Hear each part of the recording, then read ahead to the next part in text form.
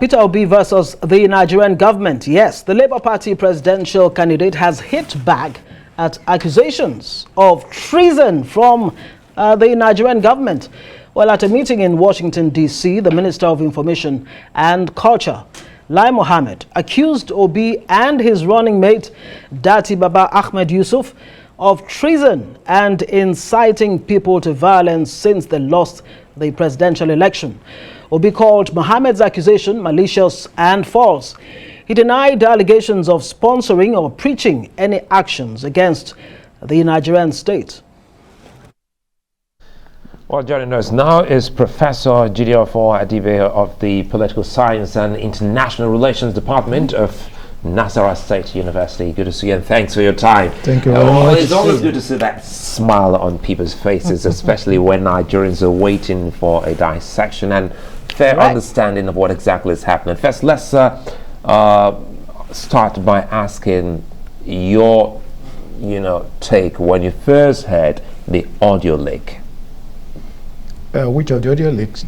Well, assuming that you've heard it, really. Yeah, the conversation between Peter Obi, the presidential candidate of the Labour Party, and the pastor of... understands. I wasn't going to break it down. Because the top, when you said Peter Obi versus the federal government, so that was a different angle. Yeah. First of all, is that the Labour Party has, as far as I've read, that it was doctored, and that there was a part of it that was left out. And my own concern in this is in terms of privacy laws. Who leaked it? How safe are ordinary people?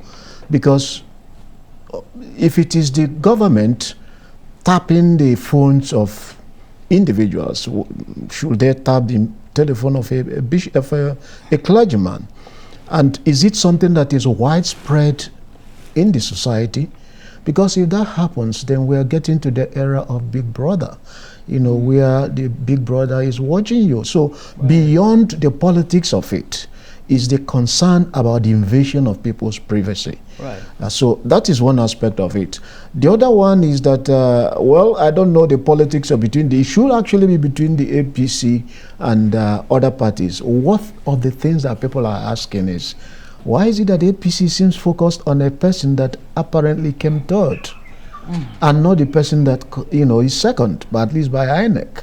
Well, maybe because it would seem as if we jump in the gun here. Sorry, Ngozi. Yeah. It would seem as if we jump in the gun because specifically, we have conversations on a daily basis, and even if anyone was listening to our conversation, it doesn't matter. Yeah. But what does matter is when it touches on national, interest. Okay. And if you look at that line that speaks of religious war, Professor Adibe, perhaps that would make any nation bring cringe. Up. Yes. No, remember that, I'm not going to defend anybody, because even when there was Muslim ticket, we had a similar thing where some groups said voting for Muslim ticket was a jihad. Or I didn't hear that one. It was clearly stated as part of the, campaign that we should support Muslim because that's against a jihad. That audio circulated, that information circulated, and it was not denied. But I'm not saying that if that was done, that was right, but I'm only trying to say that there's a lot of hypocrisy, and that the impression is therefore created that there was like an attempt to demarcate a group, and my own general concern is that at a time where we should be de-escalating this conflict so that creating room for post-election reconciliation and healing, people are really upping the ante and escalating the conflict, and that's not going to be even good for Tinubu. It's important you point that out because, you wonder how weighty is that statement coming from Lai Mohammed that Peter Obi and, of course, Dati's statements amount to treasonable felony. Is it the Nigerian government that is saying straightforwardly that the statement from Peter Obi,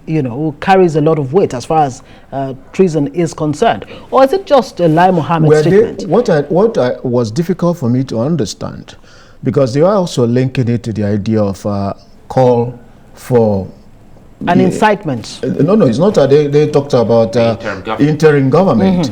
So my own opinion, my own perspective is it's not. Is it a criminal offense to have an opinion? Assuming without conceding, even if you are plotting. I'm not plotting, forget the word, that people are meeting just like you canvass for ideas. In fact, one of the justices in the US, a very famous Wendell Holmes, one of the judgments, he said, any opinion can be construed as an incitement. That the difference between the opinion you hold and the incitement in a narrower sense is the urgency with which you want the result. In other words, if you just say, look, I prefer military rule, that's an opinion. But I am not, if I am trying to go and talk to the military to come and take over, that becomes an incitement.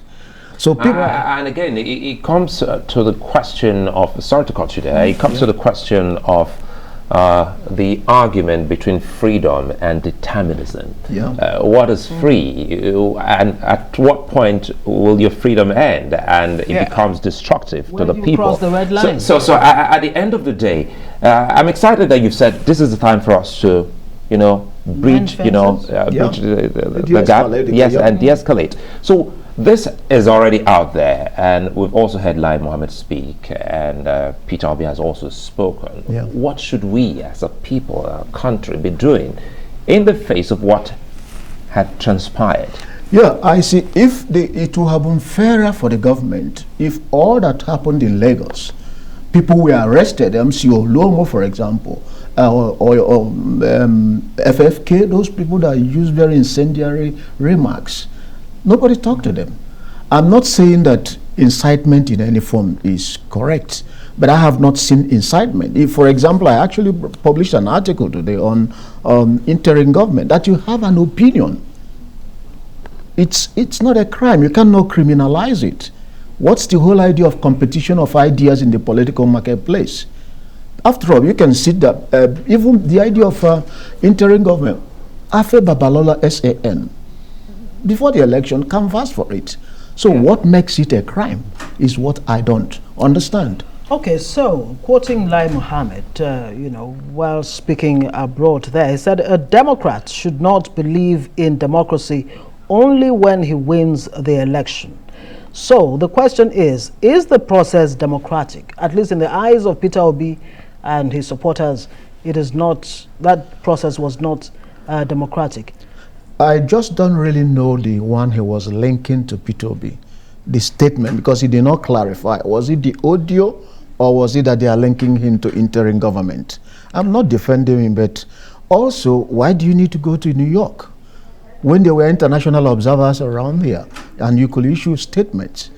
The impression you got is this ought to have been an issue between political parties, and the government ought to have stayed away from it and become more like an arbiter in the process. For example, if you feel that some spokespeople who are crossing the line, you kind of urge the candidates to call them to order, not to be seen as taking sides. And I'm not really sure that this is the incoming government, whoever the person is, will meet a lot of challenges. Did you say whoever the person is will have a president-elect? Well, there are also people contesting for it. So until that, until he is the president-elect. Good. So he's the president-elect. We should say the president-elect. So not whoever the person is. Whoever, if it's still not impossible that. For as long as people are... Presently, Nigeria has a president-elect. We have a president-elect. There's a president-elect. Yes. We agree to that. But people are contesting that outcome with the hope that they may win. You don't have to foreclose and tell them that you have no chance. So that's why... And that's one of the issues. Because on one hand, you're accusing that I've stolen your goat. And you've taken me to court. And on the other hand, you're in the market square screaming and pointing fingers at me that I'm a thief.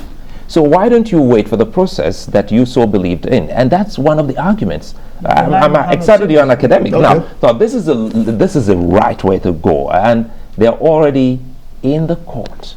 Should they still be talking about the issue in the manner of also saying that you must not?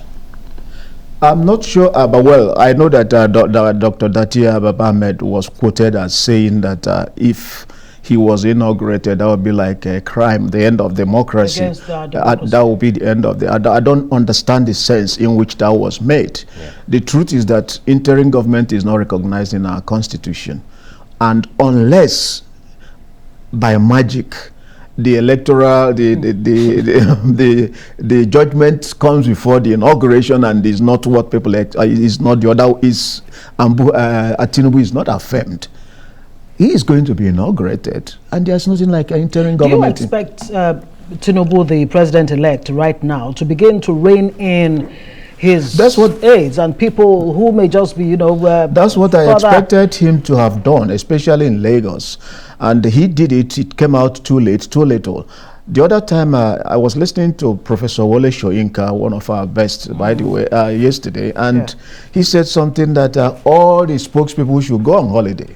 Because what you see is that some of them are really like seeking for relevance and attention and have nothing else to do, and they keep on hitting the polity, and then other people have to respond. Although I would like to say that there are some spokespeople that I really respected the way they carried out their work with dignity and still effective. People like Daniel Buala, let me mention his name, and Yunusa Tanko. It's not all of them, but some really are very, the word to use is very malicious. And I think you have a point in the face of saying that we ensure that we bring about peace, reconciliation, and some kind of closure.